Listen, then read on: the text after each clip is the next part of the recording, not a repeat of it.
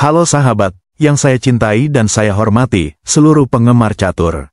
Selamat datang di channel Chess Legends Arena, tempat Anda belajar dan memahami seputar teori penting. Berdasarkan komentar teman-teman, agar saya kupas opening Ruy Lopez, bermain sebagai warna putih. Tapi itu tidak akan cukup, sedikit saran jika Anda belajar opening Ruy Lopez, lebih baik mendalami dari dua warna yang berbeda, baik dari sisi hitam, baik itu dari sisi putih. Semisalnya, setelah E4, hitam E5, lalu putih mainkan kuda F3, menekan bidak, hanya ada dua opening umum, agar hitam bisa hindari bermain Ruy Lopez. Seperti kuda F6, yaitu Rusia game. Namun variabel ini jarang digunakan, karena sangat sensitif bermain sebagai hitam, karena ketika ke depan meleset sedikit saja bisa langsung masuk jurang. Atau Anda memilih untuk hindari Ruy Lopez seperti pion D6, ini sangat jarang digunakan, karena menghambat perkembangan gajah gelap, karena putih lebih menguntungkan setelah kelanjutan bidak D4, di mana kedua gajah langsung spontan aktif, kuasai diagonal secara bebas. Ini masih bagian dasar, kalau dasar saja Anda belum paham, bagaimana bisa merasa sok hebat. Jadi untuk melawan kuda F3, lebih tepat kuda C6, sebaiknya Anda jangan untuk selalu menghindari opening yang terjadi. Sehingga jawaban gajah ke B5, kita harus menerima kenyataan, untuk bermain Ruy Lopez, berbagai kemungkinan variabel harus kita terima. Nah, terkecuali kalau Anda bermain sebagai warna hitam, semisalnya setelah jawaban putih E4. Lalu Anda balas C5, pertahanan Sisilia, jauh dari jangkauan Ruy Lopez, tidak bisa dihubungkan. Begitu juga di sini, sebaiknya Anda harus pelajari dari dua warna yang berbeda. Saya mohon jangan keras kepala, jika ingin sukses dan disegani. Sekarang bagaimana caranya untuk bermain Ruy Lopez? Ada dua jawaban kuat dari hitam, dan kita akan periksa satu persatu. Jika hitam kuda F6, variabel Berlin Defense, lalu kita rokade. Selanjutnya apa kemungkinan jawaban putih? Apakah dia menerima bidak E4, atau sebaliknya menolak tawaran itu? Pertama kita periksa gajah berkembang ke C5, tempo membuka jalannya rokade. Kuda kali bidak, rencana kita jika dia menerima pion, kita lanjutkan bidak ke D4.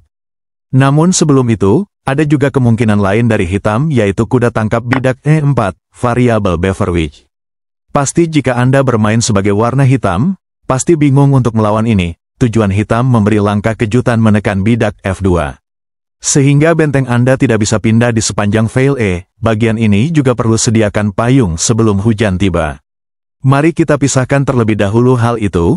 Bagaimana jika hitam memilih kuda kali kuda, tentu bidak D4, untuk ambil kekurangan kita kembali. Jika hitam tangkap bidak, kita ambil kembali dengan menteri tempo menekan kuda, sampai pada titik krusial ini, ada tiga kemungkinan respon putih untuk hindari ancaman. Jika kuda G6 blunder besar, malapetaka akan tiba setelah bidak E5, setelah memaksa kuda kembali, disusul langkah taktik bidak F4, ancaman ke F5, mungkin hitam tidak mungkin diam saja, pasti akan mencari jalan alternatif dengan berbagai cara seperti kuda E7. Tetap saja bidak F5, hitam C6, berbalik menekan menteri, setelah situasi hitam sudah berada dalam situasi terlilit utang.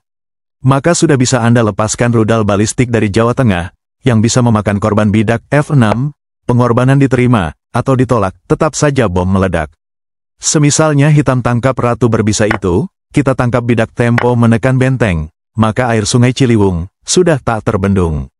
Maka jalan satu-satunya kuda kali gajah, kita tangkap benteng, tempo menyelam sambil minum secangkir kopi susu panas.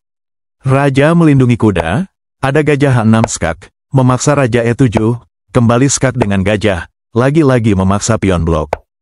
Benteng kali bidak, ancaman hukuman mati para koruptor sudah menanti. Walaupun ada kuda kali benteng, langkah selanjutnya bukan hanya ratu hitam jatuh, bahkan kata menang jauh dari jangkauan. Mari kita kembali. Bagaimana jika di sini hitam tidak memilih kuda G6, karena dia tahu kalau langkah itu blunder. Yaitu kuda C6, langkah kuat. Kita lanjutkan gajah kali kuda, hitam kemungkinan akan balas bidak B7, tangkap gajah, untuk hindari pertukaran ratu, mengakibatkan dia kehilangan hak rokade. Namun, akan dibalas bidak E5, kuda D5, langkah kuat ratu G4 menekan bidak G7. Sebagai opsi terbaik dari hitam diwajibkan raja F8. Tetap kita mendominasi permainan, karena selain dia kehilangan hak rokade, posisi benteng sulit untuk keluar dari sarangnya. Nah, bagaimana jika hitam justru lanjutkan rokade, gajah H6, dan langkah selanjutnya akan terjadi pertukaran benteng dengan gajah, di mana akibatnya dia harus kalah material di sesi selanjutnya. Bagaimana jika bidak G6, mencegah kelanjutan gajah di H6, bidak C4 terlebih dahulu, jika kuda ke E7, kita akan balas gajah G5. Begitu juga jika kuda B6, tetap saja kita akan kolaborasi dengan gajah G5, dan posisi ratu terjebak. Hanya ada satu pilihan bagi hitam untuk melawan balik bidak D5, berbalik melawan ratu. Ratu H4, hitam E7 hindari ancaman. Bidak C4, kuda melangkah, gajah menyerang F6, benteng hindari ancaman. Bidak B3, kuda A5.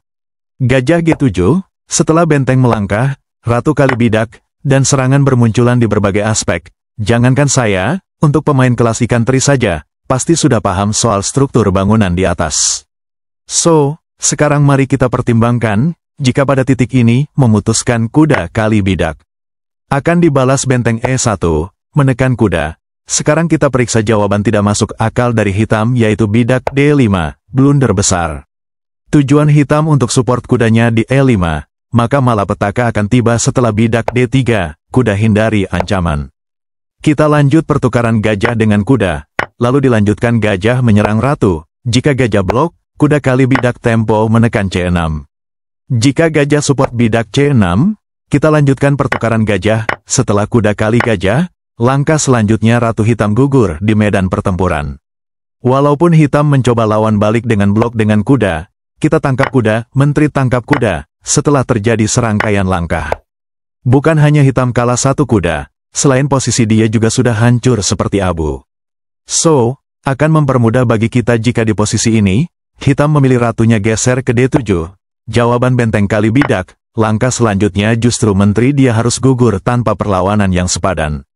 So, mari kita tarik sedikit ke belakang, bagaimana jika di posisi ini, hitam memutuskan bidak F6, berbalik menekan gajah.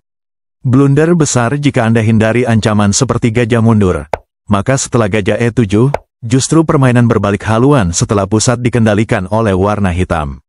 So, solusi untuk menghadapi ini, langkah kejutan kuda kali bidak, apapun langkah selanjutnya, wajib ratu hitam gugur. Walaupun dia tangkap gajah, baik itu kuda, ukuran sama saja, ratu dia akan menjadi sasaran utama dalam bangunan ini.